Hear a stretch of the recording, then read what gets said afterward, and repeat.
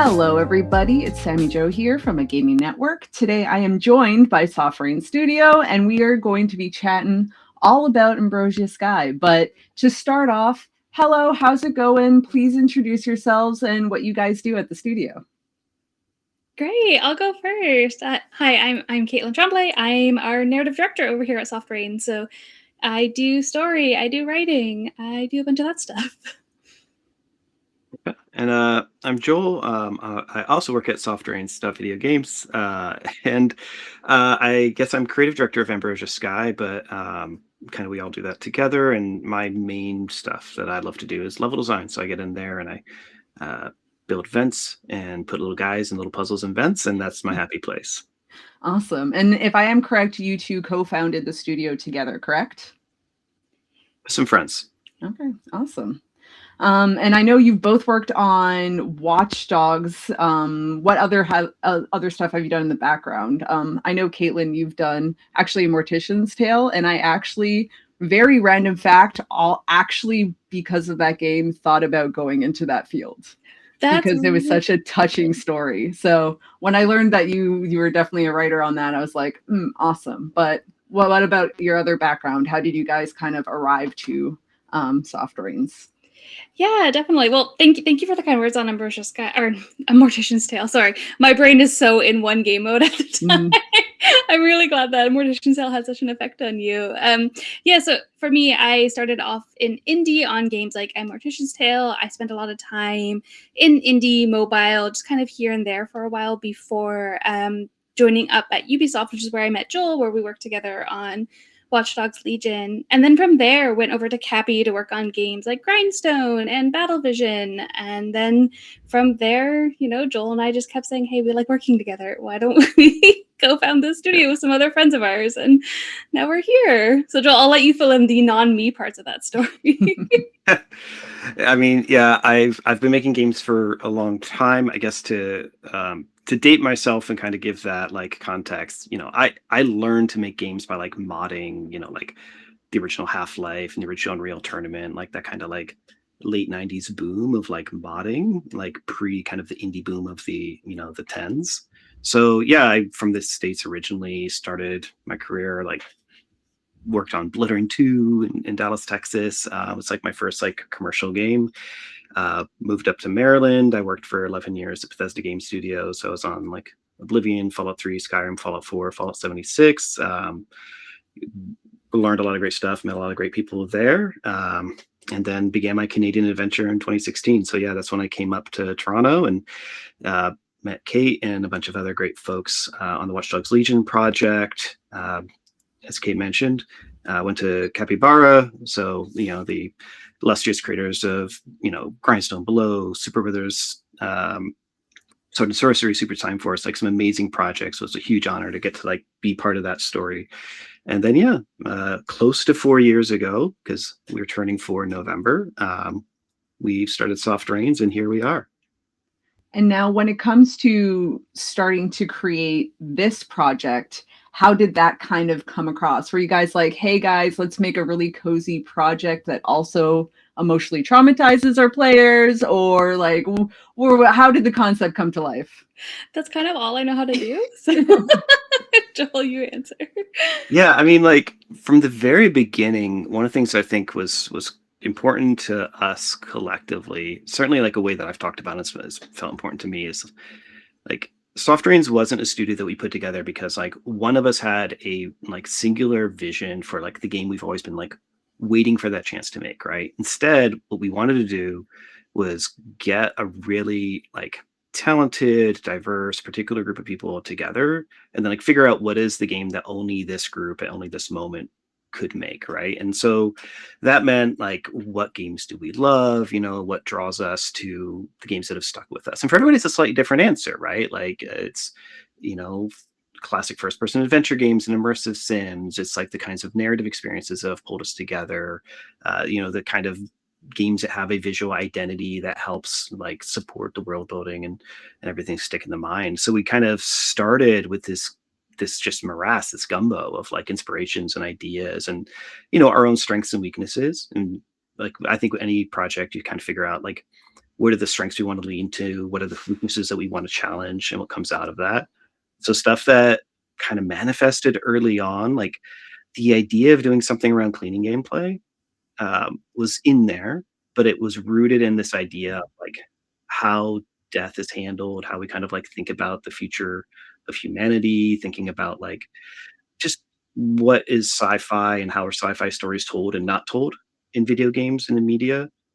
And kind of what emerged out of that in many ways, like some of the early stuff was the character Dahlia and this order of scarabs that Dahlia belongs to. And then, like what are the game mechanics and what are kind of the aesthetics and like, and everything sort of kind of like follow from that, in ways that like we just basically as soon as we started the studio like formally and like okay, people are like we're leaving our jobs and this is what we're doing now. Mhm. Prototyping and playing and getting a feel for like which of those ideas made sense on screen. And then yeah, like over the particularly I think it's the first 6 months or so of like prototyping iterating the game is when like that the actual like vision of what would become Ambrosia Sky made itself known to us. Yeah, I do think that I agree with that. There was definitely a lot of like early in-engine work that really kind of like clarified the type of game that we were really excited about and the type of mechanics that were really clicking together and what was working, what wasn't working. I also think that like that genre perspective is so important, right? Like what type of sci-fi story are we interested in telling? We all kind of really cared a lot about like this idea that sci-fi reflects a lot of contemporary concerns and issues and like stuff that we're grappling with in our day-to-day lives. And so what were we interested in that we could then extrapolate out into this kind of sci-fi setting? And so it really did kind of come from these kind of conversations with each other. And also, like Joel was saying, the blend of our different perspectives, right? Like as a world builder, I am way more prone to like folklore and the fantastical and that kind of side of things. Whereas like Joel and particularly one of our co-founders, Jules Glegg, who's like really into hard sci-fi, right? And we kind of had this really nice push and pull of these different impulses even within genre that I think created this really unique take on this world with this job and these kind of mechanics together. Love that. And now when you are developing stories like this, you kind of have like game mechanics, you have the visuals, you have the story. Do they all kind of, was it like a smooth process, or is it like, oh, well, maybe this mechanic would look a little bit better with like this design, or like, oh, maybe the story will get affected because this is the way the mechanic works? What was kind of like the back and forth there, and like where does player feedback also come in? Because I know you guys are heavy into that. Yeah, I think for me, as a narrative person, being able to be involved right from the get-go alongside design and everything else kind of really helped us, like, those conversations were moving in parallel and talking to each other at the same time. So I kind of never really felt like story was catching up to gameplay or gameplay was catching up to story. Like they were just kind of evolving naturally with each other and alongside each other. And so that made it really special being able to like have all this kind of stuff growing and informing each other at the same time. I will share the one mechanic, Joel, that was like, ooh, this is a fun world building problem that we have to think about is the tether, right? It's like, that was the one time I remember being like, oh, this is such a fun gameplay thing. How does this fit in with our character identity with the world? And like, we spent a lot of time talking about that. And that's one of those moments where I was like, ooh, gameplay has this idea we have to do. It's so much fun. It works so well. How do we integrate that into the character? And I had so much fun trying to solve the problem of the fiction of the tether alongside our gameplay team and everybody else involved in it. But I really liked that mechanic too. I would try to do different things with it. So if I knew, oh, I can't get too close to like this seed or it's going to blow up, let me just, great, got it. So it was really dynamic and a fun way to play. And then you bring like the zero gravity into it and kind of go all over the place. So very good job there. Super interactive.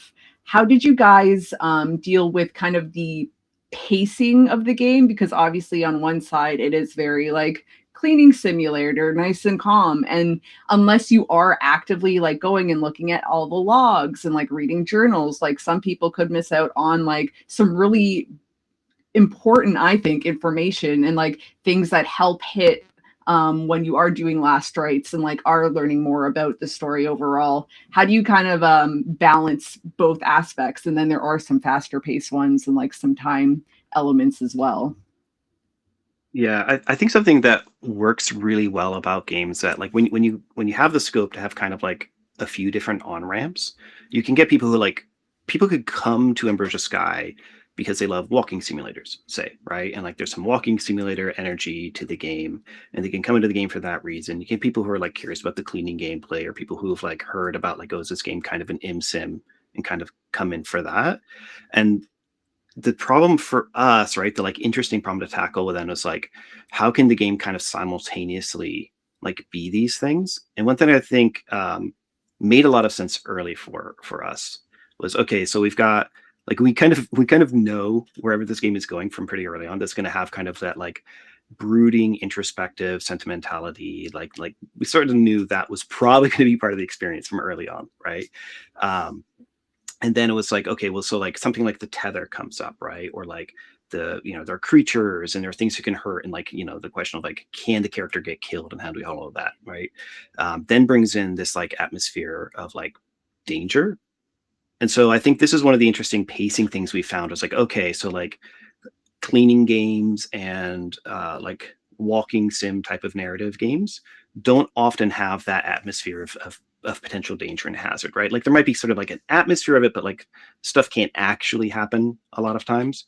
And with like exploding mushrooms, with like little creatures, right? Like there is always an element of like, oh, okay, you can kind of get into the zone of like cleaning or reading the emails, and then like, you know, something happens, and then like you're into that high pace. And by that same token, I think, and it's been interesting to like watch people stream and play the game, where you see that flip of people who kind of come in and they're like, you know, like they're playing the game a little bit more, let's say, casually. And they're like, okay, how does this, you know, they're very focused on mechanics and everything. And then they hit like their first, you know, death rights moment. And then like suddenly you see it like happen, or like really like a really Like, talkative streamer who oh, knows how to play that game well gets quiet. And you're like, ah, yeah, got another one, right? Like that's always a cool moment to see how the pacing like is an inflection point for people who you know, players create their own pacing, right? So you see high pace players get pulled into the low pace introspective, and you see low pace players get pulled into the like moments. And I think you know, I like to think humbly we found a good balance of those two things. I will definitely back that up and be like that. The first right in the first act, when I did it, I kind of sat back and I was like, oh, it's that kind of game. I see. I was like locked in right from that point. And I do feel that every time we are searching, you know, for an old friend of ours, like of an old someone that we know in the game as Dahlia, and giving them that final right, that's probably, those are the most beautiful moments in the game through both the acts.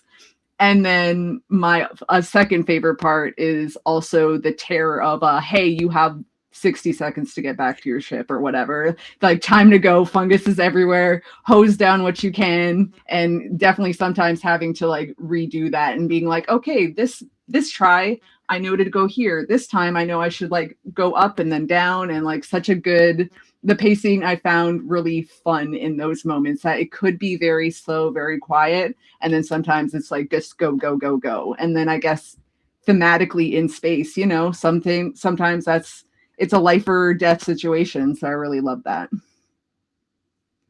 And now, obviously, with Act 1 and Act 2 coming out, one of the bigger things in your game development journey was the pivot from 3 acts to 2 acts. Can you tell us a little bit, and I definitely want to hear both of your perspectives, like from a journey perspective and then just creating the game in itself. Is there anything from that experience, once you explain it, that you would also, you know, give advice to, you know, local Toronto developers who are also kind of like in this wild, wacky adventure of game development right now, and especially in Canada, where I find that it's much more, you know, bias here, but we definitely are more of a passion driven because we aren't as backed up as many US conglomerates as well.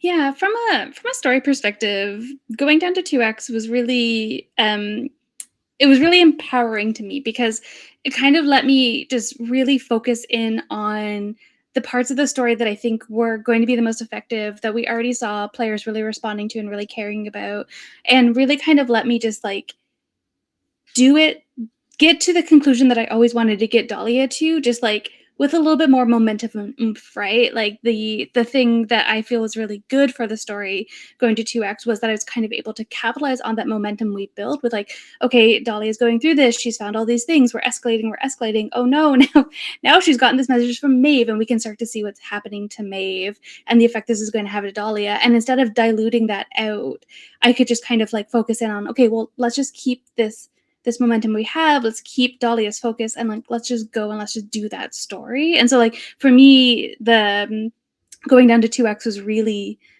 solidifying for the story, and like the audience reception that we had so far was actually really affirmative of this, right? Like people picking up on the relationship between Dahlia and Maeve, caring about Maeve already so much too, just kind of really validated that like, oh yeah, people are already bought in, they already want this story. Like let's keep getting at the heart of the story. Yeah, and there's also just like, for lack of a better way to say it, like there's a business perspective to all of this as well, right? Like we announced the game, during Summer Game Fest, like just last year, right? So we had this kind of whirlwind from like first announcement of the game and people getting interested and getting, it was very nice to get quite a lot of attention and coverage for the game, for like a new team, new IP, a bit of an odd duck of a game. And as we approached the release of Act One, we had been talking internally about, how do we want to go forward, production plans and narrative plans, and all of the moving pieces, right? And of course, right when we released Act One, we said, okay, the intention is we're going to do 3 acts, and that's going to be the arc of the story, and had like a timeline attached to that.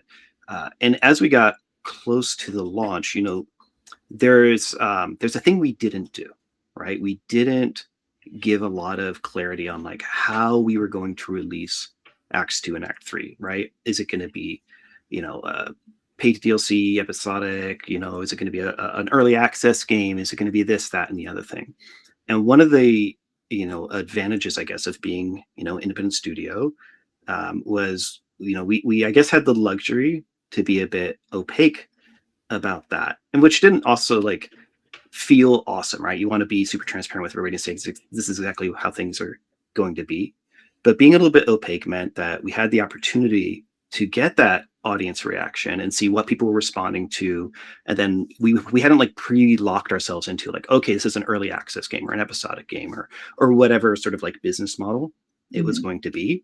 And that gave us that looseness on the business side of things gave us a space to make the creative decision and then think about how that affects the business stuff, right? So like the decision to release Act 2 as a free update to everybody who already owns the game, and to like do the price, manage the price accordingly, like after that came out, that made a lot of sense to us because it allowed us to give something away to people who supported the game early, allowed us to, adjust the pricing of the game to reflect the size and scope of the content. And these are things that we would have been locked out of, if we hadn't been independent and were locked into a certain business structure because of a publisher or whatever organization.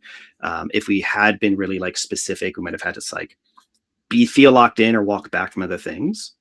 But allowing ourselves the ability to listen to the community and make business decisions that consider the community, consider the creative, I think really, really helped us out. And, like it is a tough climate out there, like to the extent that like other, studios, indies, Toronto folks, Canada folks in generally, like we have to be adaptable and understand like what is the best way and what are like the advantages that we have, here, and how can we play those cards to the best of our ability. And, we tried to do that with Ambrosia in a way that was also like, just respected the work and respected the players. Yeah. And I definitely say, I was just going to mention, like someone who has worked in social media for game studios, much better to be opaque rather than be like, oh yeah, we're going to do this, and then be like, ooh, never mind, guys. So I think you guys definitely played the right cards there.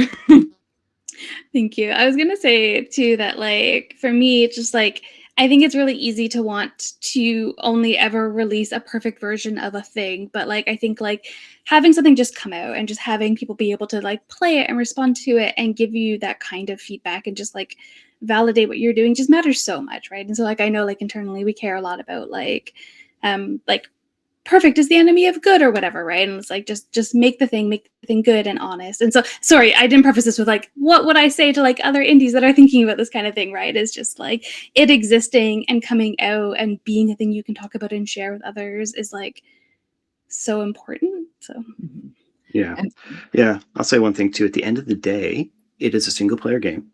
It is a narrative game. And it's the kind of game that we hope has an impact on people, both because it's kind of like, it's kind of art we want to put out into the world.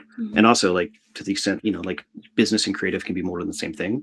This is a sort of game that doesn't have the kind of like built-in pressure of like, hey, this is a 4-player co-op thing that's going to be hot for a few weeks, and like all your friends are going to jump in. And so and a lot of the like right now community and business models and marketing and the way game discovery platforms are, all of that stuff is kind of optimized for different kinds of games in the game that we made, that we're that kind of single player narrative game. So for us, it was important to kind of pay attention to the advice for people who wanted to succeed, but like maybe didn't understand, understand which advice to take and which advice not to take. And then to make decisions that would allow us to, complete the story and have the game be there for people, because it is a kind of game that somebody might find 2 or 3 or 4 or 5 years down the line because of that like single player solitary nature, and like the fact that like you might tell your friend at the barbecue that this game changed the way you thought about death, and that person might not become a player until 6 months or a year, whenever they see it on a Steam sale and they get the email sometime later. one of the things I really love about this story too is just I love the game mechanics, I love the puzzles, but this story is also so deep, and there's so many different layers of like, oh, what is family? Maybe growing up with like a harder stepmother, maybe that's just the way they show love and stuff like that. Is there any, I guess, Caitlin, this would be a question for you, well, both of you really, but are there any story beats that didn't make it into the 2-act that you really would have loved to, but just didn't get to fit it in? We had one side story that I got a little bit in. I got it in a little bit, Joel, of the at the end of Act 1 with the cult worshippers, right? This idea of this sect of people that were worshiping the Leviathan because like the asteroids are actually this hunk of this decaying cosmic beast. And I really wanted to show a lot of how people react differently to different crises, right? Like some people leave, some people try to help other people, and like what does desperation make us do? And so I had this story thread about like this mentality of how do people react? What are the different ways they react, and what are the kind of like strange, maybe horrific ways in which they can act? And the storyline we get to gesture to in that final mission of Act 1 is the idea of like these worshippers burying themselves inside of the Leviathan and like trying to get closer to this cosmic beast thing that they worship, and like what does religion look like in this world and what drives people towards that type of worship. And so like I got to gesture to that story a little bit. But I love the idea of like what are the varied human responses to this type of crisis, not just to death but to crisis as well, right? And so I think there's like little threads here and there that we were able to at least like acknowledge or give some like really deep lore reference to in the game, that were definitely like on my big Miro plot board sheet, my conspiracy theory board of stories and things like that. So. Yeah, I think one of the reasons why Kate and I work together well is, Kate is such a strong mind for characters and community and the way people like exist and navigate in a world in relation to each other. And, I'm kind of the other side of that coin, where I think a lot about like, like the infrastructure and the sort of like historical logistics of like, why is this thing this way? Like how many generations has the settlement been around? And so for me, I think being that kind of person, I'm kind of used to a lot of the stuff that like I really nerd out about, being kind of second, third, or 15th read. I was like, oh, that's why this door is shaped this way, or whatever. And I think we do a lot more of it in Act 2 than we got to do in Act 1. But for me, I think some of the most interesting stuff about this has always been a little of that, like thinking about contemporary sci-fi and how people will exist, and like, so like alternative food sources and being able to like find a renewable food source, and like how they would, how they would colonize that, and how their colonization decisions might come back to bite them 3 generations later. And like just seeing like all these little like micro decisions that we make about like, why is a door sideways in this spot is because like, well, let me tell you, it's sunk this way. And I'm terrible at parties because I'll just, want to talk about like, like, oh, the mineral accretion that made these, but so I think for me, like a lot of those stories that go into that deep world building that we did, they like peek their head up, and it's kind of interesting to see who catches on to them, because sometimes it's really surprising. This is classic, even like in level design, like, hey, I told the player exactly what to do, or I told the player exactly how these things happened, and it kind of whoosh, and this thing you don't expect anybody to get, you see somebody like get it and like jump through all 10 hoops, and it's really gratifying, whether that's environmental storytelling or some little story nugget of like, yeah, quest that got cut, or a storyline or a character that got cut in any given game, just like peeking his head up through. It's really satisfying. And on that note, who would you guys be in the cluster? What would be your position? And then whose side would you be on? I can't believe I've never thought of this. This is something I kind of went back and forth with. And I think I was definitely Team Maeve early on. And then in the back half, I'm just like, you know what? Hale had some points. And I'm just like, it's tough. I'm so proud. I'm so pleased that people have developed an affection for Hale. Sorry, Joel, you answer the question. Well, so I simply would have fought the Nazis. Like just punch I them think in the face. It's such an interesting question.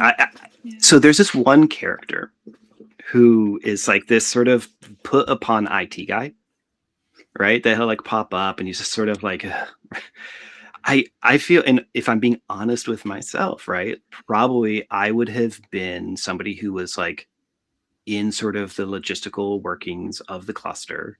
And like when the disaster happened, you're sort of like doing your best, but like not going to go through a Molotov cocktail. I'm going to like try and do my best from where I am to like help things and manage things. So I probably would have died in the second week of the crisis, probably trying to help with some of the like evacuation efforts, and maybe trying to get on one of the last boats and not making it, sort of thing.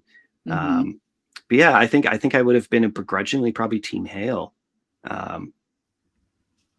There's definitely some characters that are just like, I don't agree, but we should probably do this anyway, so I'm going to stay here, see how it goes. Yeah.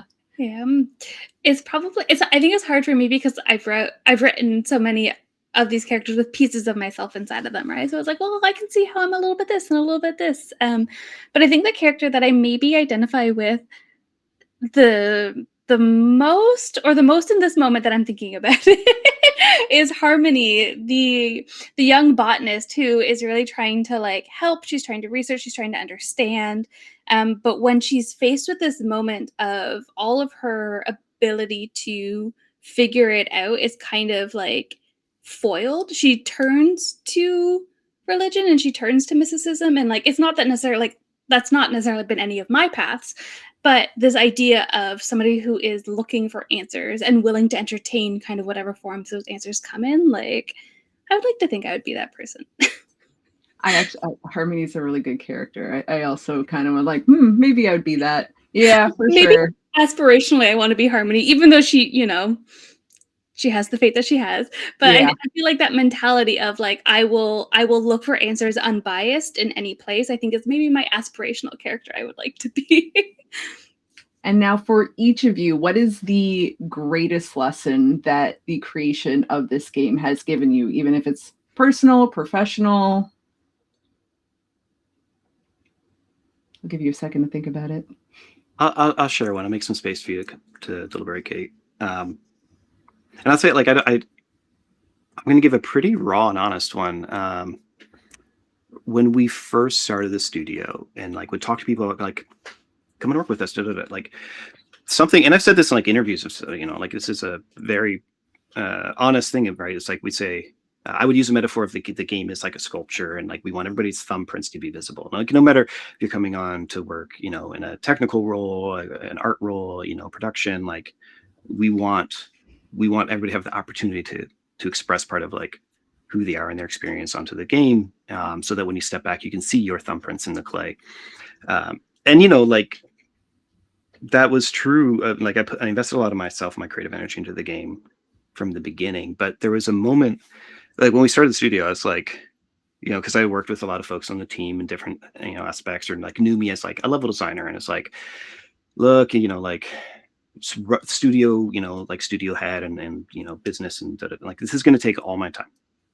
So I'm not like, don't count on me to like be in the game, in the editor, like moving things around. And I was like, I was out and they pulled me back in, sort of like it was. There was a point in production where a colleague made the point to me that like you should get in, you should be in the editor, and I was kind of like, that's like, as somebody who's like spent so much of their career and built so much of their professional reputation, identity as like specific discipline as like a level designer, I had kind of come to peace with the idea that I was like nostalgic for that, but it's not, maybe I'm not as good as I used to be. I don't know these tools as well as I did, getting pulled into being more hands-on and ended up doing quite a lot of the level design for Ambrosia Sky and for Act 2 made me reconnect with kind of like what made me want to make games as a creative person. And I don't know, like, I think it's a lesson that I think I'm still processing, right? Of like, to what extent are you denying yourself or denying your colleagues, like the benefit of your passion by trying to focus on what feels important and what seems important versus like what maybe actually is, right? And so I think it's shaken maybe some of my confidence in the best ways about some of like sort of the assumptions, right, about like what I'm supposed to do and how I'm supposed to be most useful to the team in whatever role. Yeah, I like that. Yeah, I think as like a creative person, something I've really learned from Ambrosia Sky and that I'm trying to like continue to learn the lesson, right? Because like I think with Joel, like what Joel's saying, it's kind of these lessons feel like continual kind of things that we're learning, we're taking in new pieces to adjust and grow, is like how much better I am as a writer when, being more open to other like stories and other perspectives and things like that. That's not necessarily like the way in which I would approach stuff, right? Like I think a lot about how, like earlier I was like talking about how like I was really informed by folklore, right? And I really had this idea of like science and world building and stuff being really folkloric and not really being connected to science as much, but then having other folks come in with counter perspectives and offer those challenges to me and kind of, pulling me a little bit towards them and me pulling them a little bit towards me. I think just that kind of like openness and fluidness of creative ideas and stuff like that is just like, it's something that I always value and that I think like at sometimes my careers I'm better at and other times my career I'm worse at, And I think Ambrosia was just this really great showcase of it's better when that's happening more. And so that's just kind of like a continual thing, right? Especially like, a lot of my career has been as like a solo writer or the only writer on the project, right? Like learning how and when to like let people in. My therapist would be so proud of me. But yeah, I think that we're returning to the idea that like collaboration and creativity is constantly always a process. And there's a reason why doing it with other people and like what to hold on to and when to kind of like let go of such a tight control, I think is like the lesson I'm kind of always trying to learn. Yeah. I read something recently where it says millennials may be like the most understanding managers, but we also have the hardest time delegating tasks. And like, even if you do delegate a task, you're kind of sitting in a corner like, oh, maybe I should check on that. Maybe I should just make sure it gets done right. And at a certain point, yes, you do need to be hands-on, but sometimes it's like, you got to trust your team. You guys built out your team for a reason and let the magic happen that way. So I do definitely want to say like congratulations on Act 2 for bringing this project to a close, to this beautiful story. Where is your studio at now? Do you guys, are you working on something new, something exciting, or you got to kind of like sit with this project for a little bit longer since it did just launch? I'm taking in this economy. We don't get to reflect. We're spinning plates. I mean, we're not done with Ambrosia Sky, so there's some stuff that we're not talking about yet that is coming. Okay. And yeah, we always, this is a lesson learned. Honestly, I've learned this lesson in AAA and in indie.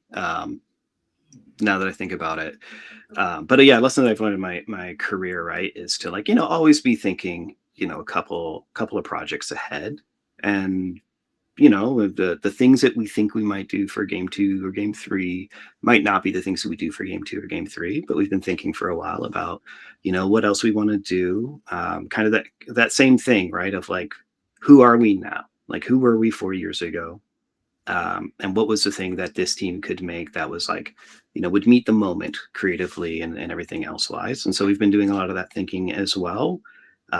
Last year it was hard to make a lot of room because it was so full court press with Ambrosia, and so we are getting like a little bit more breathing room to kind of think about those next steps. But yeah, it don't stop, right? Like we're always thinking about what we want to do, and just otherwise you end up in a situation where you're reactive, right? And your reactivity always comes with creative compromise, and we want to do the best we can to not be painted into those corners. Love that. And now, based off of both of you were in AAA versus now doing indie, what are some of the freedoms that you love about kind of being in this more of a space? Because obviously more corporate AAA, those things kind of are very structured, sometimes very limited. What do you love about not even being in the indie space, but specifically like the Canadian space? Because I feel like we do have like our own kind of touch, especially in the indie games industry. I love how not alone it feels. Like in both like being an indie in Toronto particularly, but in Canada, right? Like there's always somebody that we can talk to, that we can ask questions of, that we can be a support for. Like it is just this network of studios and developers who genuinely care and support each other and want to continue helping each other and like provide answers, or like there's just such a community of studios and developers here that I think is really special. That makes it just feel really like, oh yeah, we're not just making games, we're not just doing this thing, but we're doing it together, and like getting to play everybody else's games. Like we launched Act 2 on the same day that Kit and Cup launched Cabby Castaway, and it was just so lovely getting to like share that day and do fan art of each other's games and just kind of like trumpet each other together. Like it's just so special that like I don't take it for granted, and I hold it so dear. So. I love that. I'm not going to try and do the math, but I think at this point I've spent half of my career in AAA and half of my career in indie, or it's getting close to like a 50-50.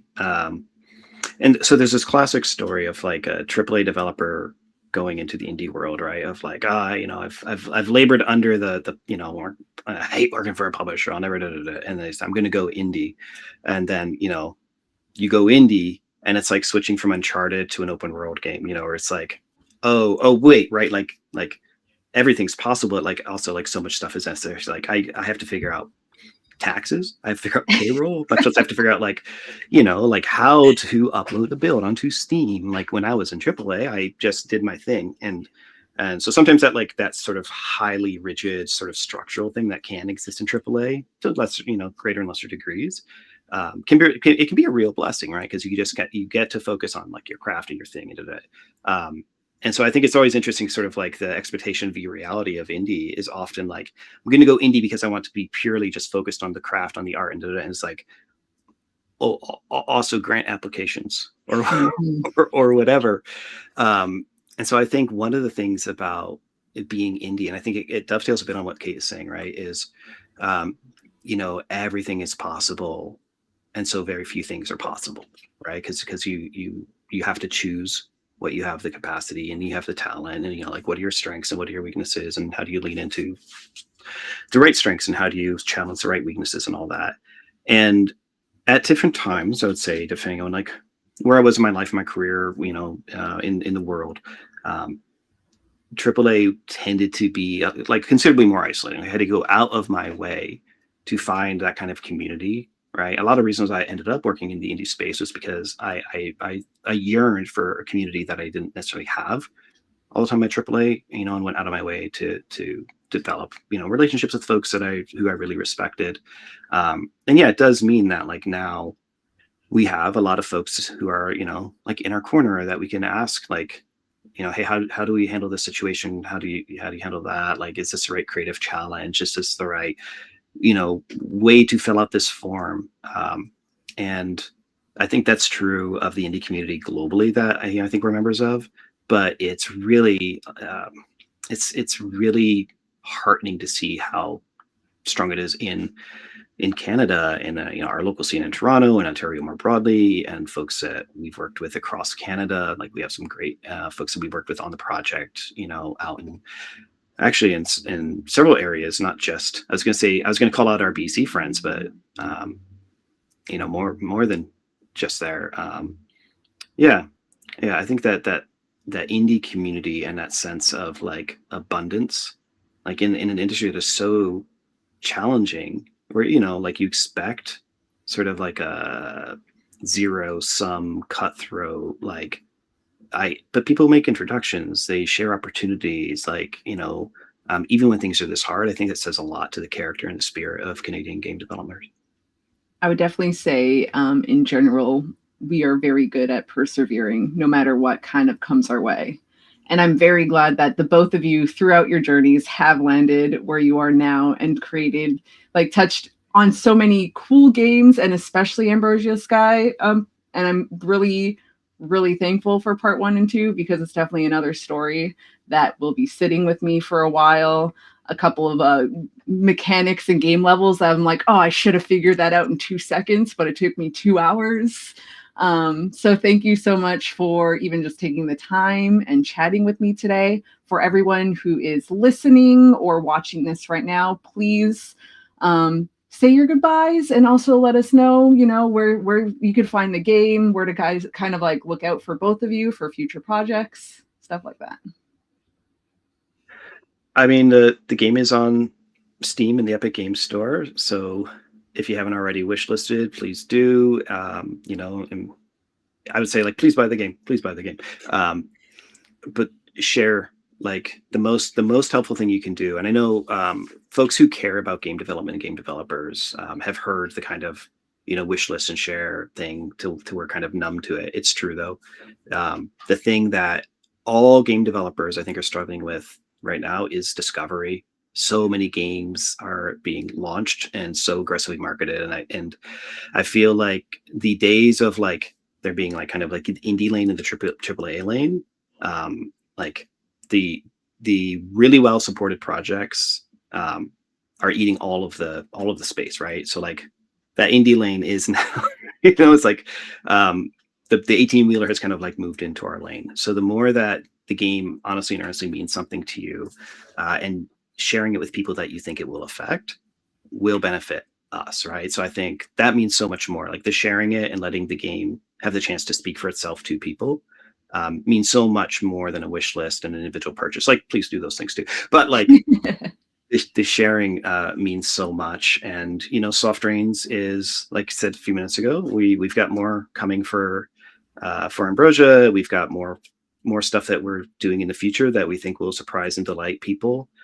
So we're on kind of, we're kind of on the socials, right? I think Blue Sky is probably the best place to kind of follow, to get sort of things first and most quickly. We try and keep the Steam, like the Ambrosia Sky Steam stuff going, but Blue Sky is like all things Soft Drains, I think probably get piped through there the best, Kate. Yeah, Blue Sky, Instagram, and our website, softbrains.games. Awesome. Anything to say goodbye for you, Caitlin? Nope, Joel got it all. Perfect. I was chilling hard, Kate. I don't know. No, just thank you. Yeah, and like Joel said, like it really does mean the world, people liking the game and sharing the game, and just thank you, Sammy, for this wonderful chat about the game and sharing what it meant to you. And I'm just to everybody who's played it, to everybody who will play it, thank you. It means the world to us. Awesome. Well, thank you so much, and see you guys next time.